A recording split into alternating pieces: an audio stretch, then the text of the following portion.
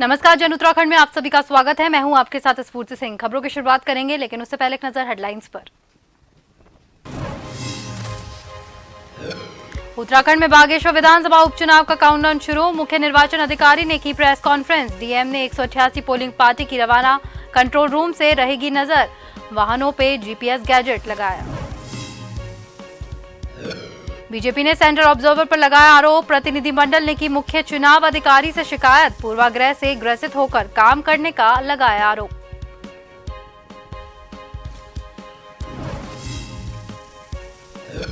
विधानसभा monsoon सत्र को लेकर तैयारियां। स्पीकर ने बुलाई सभी दलों की बैठक। 5 सितंबर से है सत्र।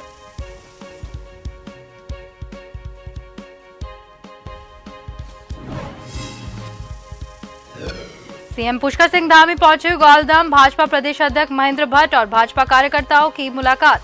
कहा, आपदा से हुए नुकसान का आकलन कर जल्द शुरू करेंगे पुनर्निर्माण। और रुड़की में किसानों ने की महापंचायत। बड़ी संख्या में ट्रैक्टर लेकर पहुंचे किसान। कहा, मांगे नहीं मानने तक जगाते रहेंगे सरकार को।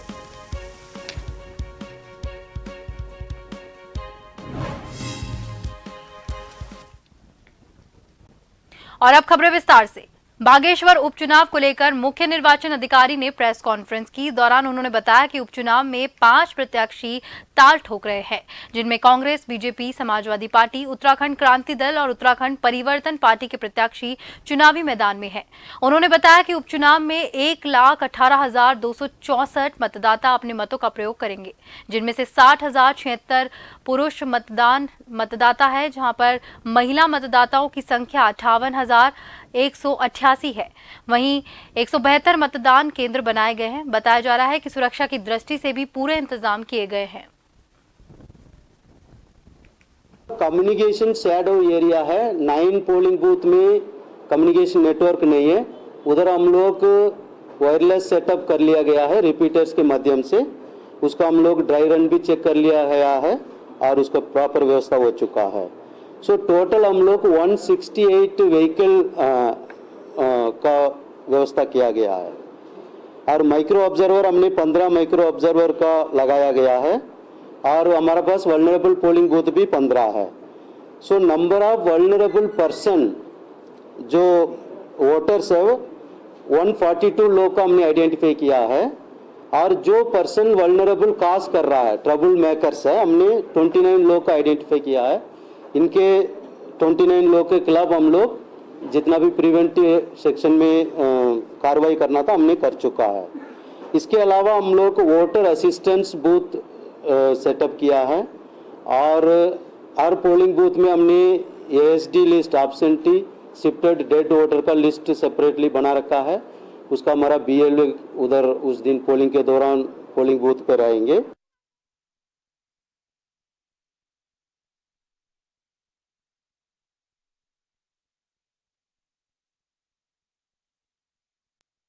विधानसभा उपनिर्वाचन के लिए काउंटडाउन शुरू हो गया है। 188 पोलिंग पार्टियों को आज जिला निर्वाचन अधिकारी अनुराधा पाल ने डिग्री कॉलेज मैदान से हरी झंडी दिखाकर अपने अपने बूथों के लिए रवाना किया। जिला निर्वाचन अधिकारी ने बताया कि शांतिपूर्वक और सफलतापूर्वक मतदान कराने के लिए निर्वाचन क्षेत्र को 3 जोन और 28 सेक्टरों में बांटा गया है। सभी सेक्टरों में मजिस्ट्रेट अपने अपने मतदान पार्टी के बूथ पर पहुंचने की सूचना अनिवार्य रूप से जिला कंट्रोल रूम और आरओ को देंगे, जहां पर सुनिश्चित करेंगे। पूरे निर्वाचन प्रक्रिया में टेक्नोलॉजी का इस्तेमाल करते हुए ईवीएम और मतदान कार्मिकों के वाहनों में जीपीएस सिस्टम लगाया गया है।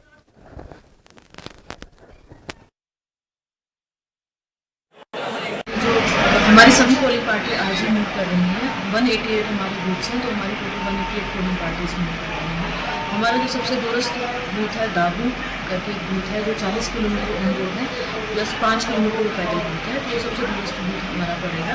तो हम उम्मीद कर रहे हैं कि अभी हमने सबको ईवीएम सभी पार्टी ने रिसीव करा ली है। अभी सेक्टर जिनकी ईवीएम रिसीव करा है, तो अभी हमारी अगले 1 घंटे में चेकिंग होकर पहली पार्टी मूव कर जाएगी।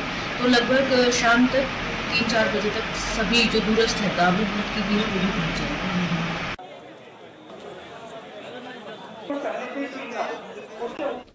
बागेश्वर में चुनाव प्रचार थमने के बाद सूबे के मुख्यमंत्री पुष्कर सिंह धामी समेत भाजपा प्रदेश अध्यक्ष महेंद्र भट्ट ग्वालदम पहुंचे। मुख्यमंत्री पुष्कर सिंह धामी ने वन विश्राम गृह ग्वालदम में भाजपा कार्यकर्ताओं से मुलाकात की, जिसके बाद मीडिया से रूबरू होते हुए सीएम धामी ने बागेश्वर उपचुनाव पर बोलते हुए कहा कि बागेश्वर चुनाव के दौरान उन्होंने गरुड़ और कफली गैर से जनसभाओं के साथ ही बागेश्वर उपचुनाव में जनसंपर्क किया।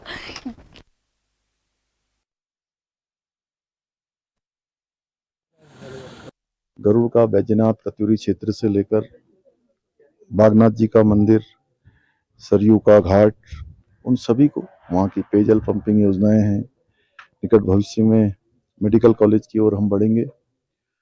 इसके अलावा बहुत सारी सड़कें हैं, बहुत सारे क्षेत्रों का विकास है, स्कूल हैं, अस्पताल हैं। स्कूल वहाँ पर, अस्पताल वहाँ पहले ही हमने 200 बेड का स्वीकृत कर दिया है। रोडवेज का बड़ी कार्यशाला वहाँ पर पहले ही बन चुकी है। तो लोग इन सब चीज़ों को देख रहे हैं। और चंपावत में भी उपचुनाव हुआ था। चंपावत के लोगों ने विकास के लिए आगे आए थे।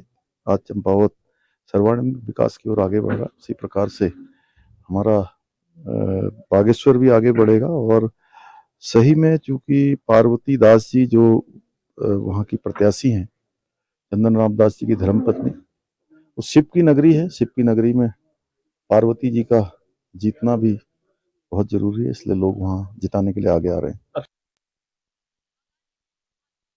सिंह फरत्याल बागेश्वर विधानसभा उपचुनाव के भाजपा प्रत्याशी पार्वती दास के समर्थन में धुआंधार प्रचार कर लोहा घाट पहुंचे। इस दौरान उन्होंने कहा कि 5 सितंबर को होने जा रहे बागेश्वर विधानसभा के उपचुनावों में भाजपा प्रत्याशी पार्वती दास को बागेश्वर की देवतुल्य जनता भारी बहुमत से जिताने जा रही है।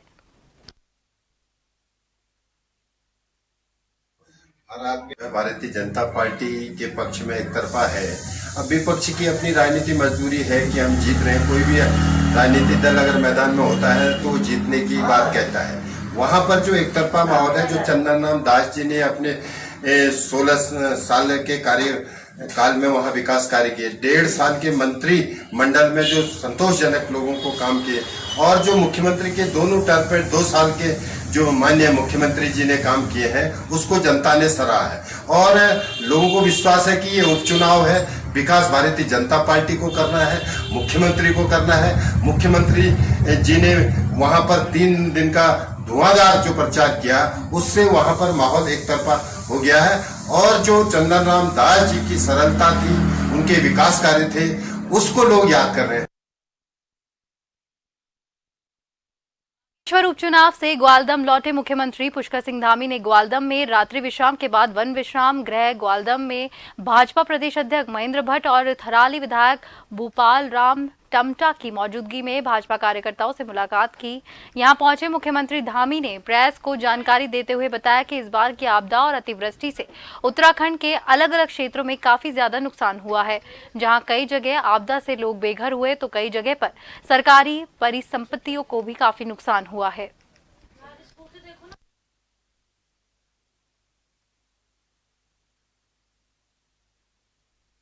बहुत क्षति इस बार हुई है। पुलों का नुकसान हुआ है, सड़कों का नुकसान हुआ है, घरों का नुकसान हुआ है, खेती का नुकसान हुआ है। अनेकों स्थानों पर तमाम प्रकार से आपदाग्रस्त होने के कारण से बहुत बड़ी क्षति हुई है। उसके लिए सभी जगह आकलन कर रहे हैं और जल्दी से जल्दी हमारा प्रयास है कि उन क्षेत्रों का नवनिर्माण, पुनर्निर्माण आगे बढ़े। उसके लिए केंद्र से भी बात कर रहे हैं। केंद्र की सरकार भी अपनी टीम भेजकर उसका एक आकलन करवा रही है और हम जल्दी से जल्दी बागेश्वर उपचुनाव को लेकर भले ही चुनावी शोर थम गया है, लेकिन बीजेपी का जीत का दावा अभी बरकरार है। बीजेपी के प्रदेश प्रवक्ता वीरेंद्र भिष्ट ने कहा है कि बागेश्वर उपचुनाव में भारतीय जनता पार्टी अपने कार्यकर्ताओं की मेहनत, मुख्यमंत्री के चुनावी प्रचार और दिवंगत कैबिनेट मंत्री चंदन रामदास के द्वारा किए गए विकास के कामों की बदौलत बड़े अंतर से चुनाव जीतने जा रही है। भाजपा प्रवक्ता ने कहा कि इन उपचुनावों में कहीं पर भी विपक्षी नजर नहीं आया और ये बात भाजपा की बैठकों में, मुख्यमंत्री की चुनावी रैलियों में उमड़ी जनता की भीड़ से साफ नजर आता है। भारतीय जनता पार्टी उपचुनाव जो बागेश्वर में हो रहा है उसको जीतने वाली है और बहुत बड़े मार्जिन से भारतीय जनता पार्टी उस चुनाव को जीतेगी। भारतीय जनता पार्टी ने वो चुनाव अपने कार्यकर्ताओं की मेहनत पर लड़ा है और जनता का जो आशीर्वाद भारतीय जनता पार्टी को मिल रहा है, अपने मुख्यमंत्री पुष्कर सिंह धामी जी के द्वारा जो काम किए गए हैं और वहाँ पर जो हमारे पूर्व मंत्री रहे और जो आज हमारे बीच में नहीं है, जिनके कारण वो उपचुनाव हो रहा है, उनके द्वारा जो काम किए गए हैं उस पर मोहर लगनी है। और मुख्यमंत्री जी पर जनता का भरोसा है और उनका भरोसा दिखाई दे रहा था कि जब वो मीटिंगें कर रहे थे, जब वो वहाँ पर रोड शो कर रहे थे, पैदल जनता के साथ में संवाद कर रहे थे, तो जो प्यार मुख्यमंत्री जी को मिला है और जो लोगों ने आकर उनको आशीर्वाद दिया है, इससे यह साबित हो गया है कि बागेश्वर का उपचुनाव एक तरफा है। कांग्रेस कहीं भी उस चुनाव में नहीं दिखाई दी है और कांग्रेस बुरी तरीके से उस चुनाव को हारने वाली। बागेश्वर उपचुनाव में सेंट्रल ऑब्जर्वर पर पूर्वाग्रह से ग्रसित होने का आरोप लगाते हुए बीजेपी के प्रतिनिधिमंडल ने मुख्य चुनाव अधिकारी से भेंट कर कार्रवाई की मांग की है। पार्टी के चुनाव आयोग संपर्क विभाग के प्रभारी और प्रदेश कोषाध्यक्ष पुनीत मित्तल ने कहा है कि चुनाव आयोग की ओर से सेंट्रल ऑब्जर्वर राजेश कुमार का आचरण अशोभनीय है। वो भाजपा कार्यकर्ताओं का उत्पीड़न कर रहे हैं और अधिकारियों पर भी अनुचित दबाव बना रहे हैं। इससे चुनाव की निष्पक्षता बाधित हो रही है। उन्होंने मामले का संज्ञान लेकर तत्काल कार्रवाई की मांग की है। बागेश्वर के उपचुनाव में भारतीय जनता पार्टी के कार्यकर्ता जिस मेहनत से और लगन से काम कर रहे थे, सभी नेता अपने अपने स्तर से भारतीय जनता पार्टी के प्रत्याशी के पक्ष में चुनाव प्रचार कर रहे थे, तो वहीं कुछ लास्ट के दिनों में देखने को मिला कि जो सेंट्रल ऑब्जर्वर वहां आए हुए थे, उनके द्वारा विशेष रूप से भारतीय जनता पार्टी के कार्यकर्ताओं को प्रताड़ित किया गया है, उनको रोका गया है प्रचार और प्रसार करने के लिए। खबरों का सिलसिला यूं ही जारी रहेगा। फिलहाल वक्त हो गया है एक ब्रेक का।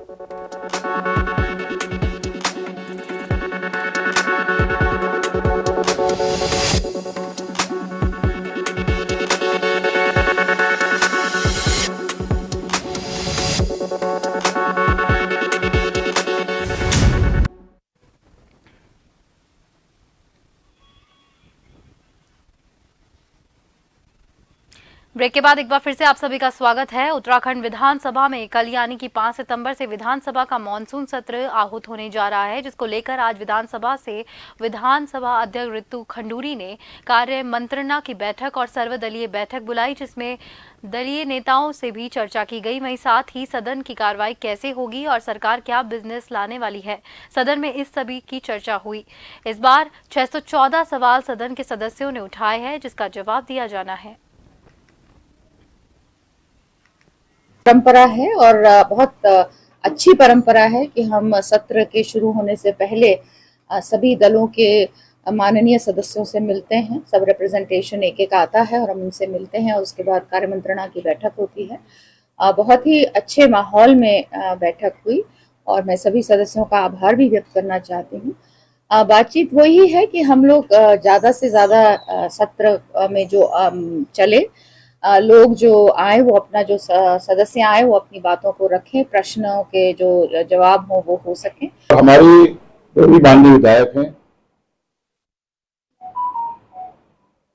अपनी बात को सदन में रखना चाहते हैं, क्योंकि सरकार की जो मंशा है कि वह सदन को बाधित करते रहे हैं। हमने कहा कि माननीय अध्यक्ष जी, आपका संरक्षण हमें मिलना चाहिए। और दूसरा, कार्यमंत्रणा समिति की जो बैठक हुई है उसका नोटिफिकेशन या उसका उपवेशन का जो कार्यक्रम है वो 14 दिन पूर्व निर्धारित होना चाहिए। ये नियमावली में ये व्यवस्था है।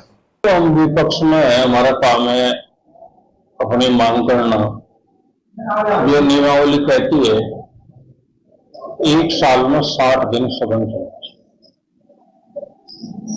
उस दिन से नए सदन का गठन हुआ है, अब तक 12 दिन सदन चला। दूसरा साल चल गया, 12 दिन सदन चला। चलना चाहिए था 120 दिन। सरकार सदन चलाए, जनता की समस्याएं, अधिकारी जो तमिलनाडु के मुख्यमंत्री स्टालिन के बेटे उदयनिधि के सनातन पर दिए गए बयान की मुख्यमंत्री पुष्कर सिंह धामी ने कड़े शब्दों में निंदा की है। सीएम ने कहा है कि ये दर्शाता है कि जो INDIA गठबंधन बना है, इस गठबंधन की घटिया सोच है। वही कहा कि गठबंधन के अन्य सहयोगियों द्वारा इस पर कोई प्रतिक्रिया न देना इसका जीता जागता उदाहरण है। उन्होंने कहा कि सनातन के प्रति इस प्रकार की सोच रखने वालों को देश की जनता 2024 के लोकसभा चुनाव में सबक सिखाएगी। तमिलनाडु के मुख्यमंत्री स्टालिन के पुत्र उदयनिधि स्टालिन के द्वारा दिया गया बयान अत्यंत ही निंदनीय है। उसकी जितनी निंदा की जाए कम है। यह दर्शाता है कि जो INDA गठबंधन बना है, इस गठबंधन की घटिया सोच को दर्शाता है कि ये गठबंधन सनातन के बारे में किस प्रकार के विचार रखता है। सनातन के अन्य गठबंधन के सहयोगियों के द्वारा इस पर कोई बयान न दिया जाना, ये उनकी सोच को दर्शाता है, बल्कि इसमें उनकी चुप्पी साधना निश्चित रूप से इसकी जितनी निंदा की जाए कम है। सनातन शाश्वत है, सनातन वैज्ञानिकता पर आधारित है, इसको कोई समाप्त नहीं कर सकता। यह अनादिकाल से अनंत तक रहेगा।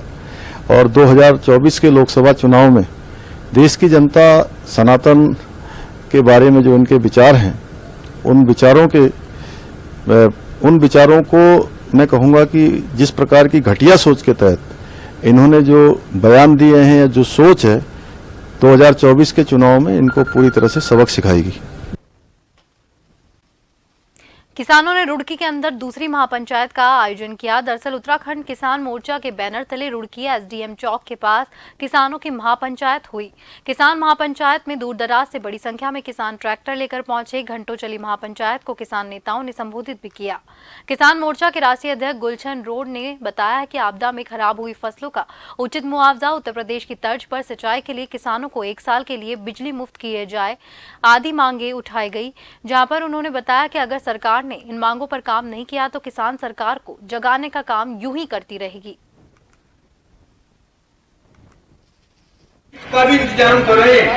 किसान मोर्चे के बैनर के तले एक बहुत बड़ी महापंचायत ट्रैक्टर रैली आपके बीच में रुड़की में करी जा रही है। इसमें जो हमारा मुख्य मुद्दा, जो बाढ़ के कारण आज हरिद्वार में फसलें खराब होगी, इसमें जो सरकार के द्वारा मुआवजा दिया जा रहा है मात्र वो 1100 रुपये बीघा, वो बहुत कम है।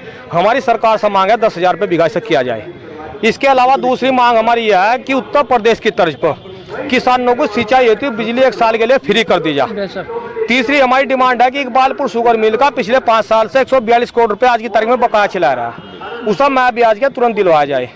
चौथी हमारी डिमांड है कि आगामी सीजन का गन्ने का भाव जो है, गन्ने का जो रेट है वो 600 रुपये क्विंटल तय किया जाए। इन्हीं बातों को लेकर आज सरकार के खिलाफ यहाँ लोहाघाट क्षेत्र में अचानक हुए मौसम परिवर्तन के चलते बीमारियों का प्रकोप लगातार बढ़ता जा रहा है, जिसके कारण लोहाघाट उपखंड जिला चिकित्सालय में मरीजों की भीड़ भी बढ़ गई है। वहीं सोमवार को लोहाघाट उप जिला चिकित्सालय के चिकित्सक डॉक्टर ज्ञान प्रकाश ने जानकारी देते हुए बताया कि पिछले 2 हफ्तों से क्षेत्र में अचानक दिन में गर्मी काफी बढ़ गई है और शाम सवेरे ठंड पड़ रही है, जिसके कारण लोग सर्दी, जुकाम, बुखार, खांसी से पीड़ित है।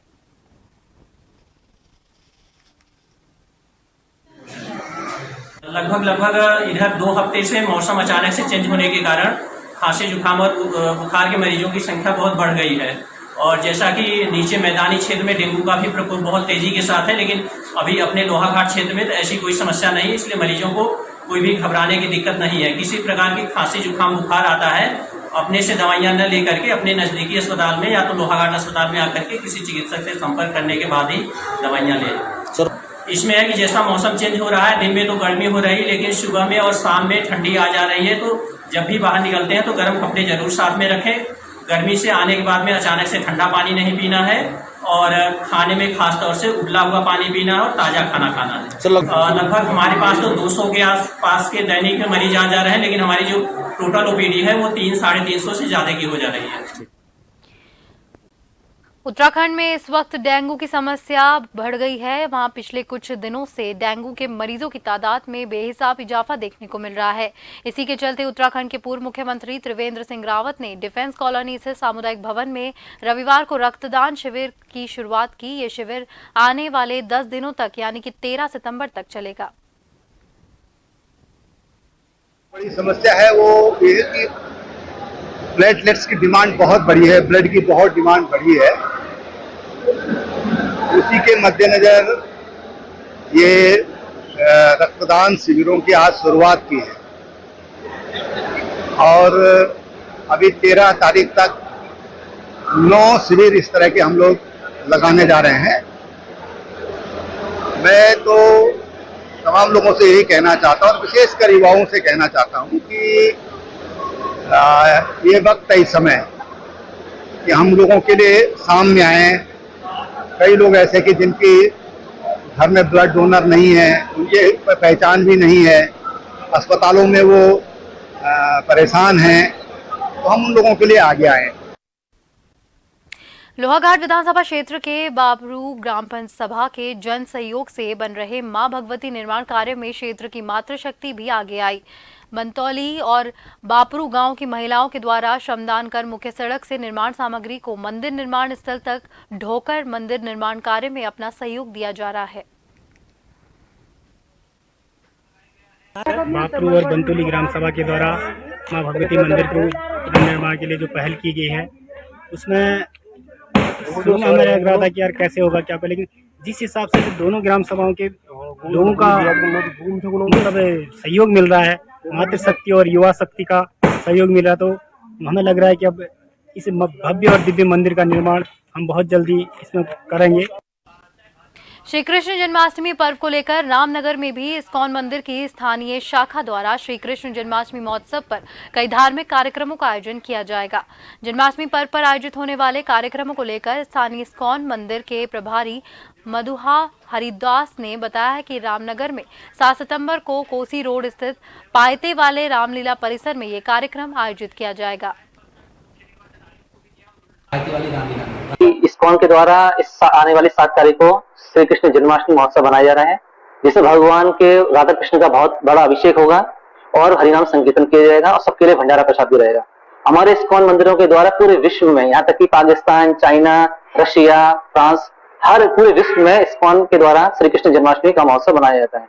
जैसे हम जानते हैं कि भारत देश त्योहारों का देश है, तो यहाँ पे जो भारत देश में जो जन्माष्टमी महोत्सव है वो एक ऐसा महोत्सव है पूरे विश्व में इसे बहुत विशाल रूप से मनाया जाता है, स्पेशली इस्कॉन के द्वारा।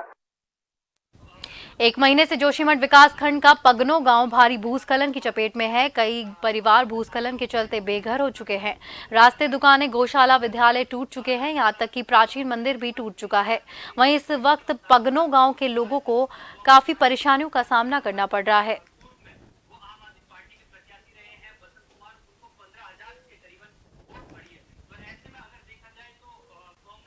विगत 1 महीने से जोशीमठ विकास खंड का पगनो गांव भारी भूस्खलन की चपेट में है। कई परिवार भूस्खलन के चलते बेघर हो चुके हैं। रास्ते, दुकानें, गौशाला, विद्यालय टूट चुके हैं, यहां तक कि प्राचीन मंदिर भी टूट चुके हैं। इस वक्त पगनो गांव के लोगों को काफी परेशानियों का सामना करना पड़ रहा है, लेकिन अब तक भी जोशीमठ तहसील प्रशासन की टीम पगनो गांव पहुंची नहीं है। तहसील प्रशासन की टीम ने सभी 123 आपदा पीड़ित परिवारों को राहत सामग्री वितरित की।